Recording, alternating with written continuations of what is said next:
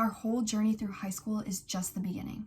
My name is Addie Bernardi, and I am part of Maple Grove Senior High class of 2022. We made it.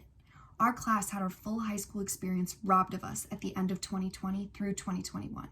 We also had to suffer watching riots at the Capitol during the controversial election, as well as witnessing valuable lives taken at the hands of law enforcement.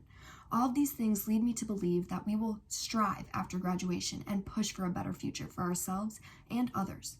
COVID has obviously made the biggest impact on our high school careers. With mental health plummeting and social interaction out of the picture, a lot of us suffered academically. Seeing the people we love put in hospital beds or quarantined due to this virus was hard on everyone. Seeing healthcare workers pushed to their limits while we sat at home helpless was devastating. Our grades started to slip along with relationships with others. COVID was definitely one of the hardest things our class was put through, but we made it. We started going back in person and meeting with our friends again, then the election took place. The constant questioning between neighbors and friends on who they were going to vote for made our opinions quiet. We sat back and watched as relationships were torn apart over their political views. Soon their views became not so political. According to the article published by New York Times, an angry Trump mob stormed the Capitol on January 6, 2020. We watched the news from our homes while angry protesters destroyed the Capitol. People were going to extreme ends to make their opinions heard while we stayed quiet. This silence was broke after George Floyd died while in the hands of law enforcement. Members of the community were brought together to honor George and fight for justice. This brought so many people together, and systematic racism was brought back to the table.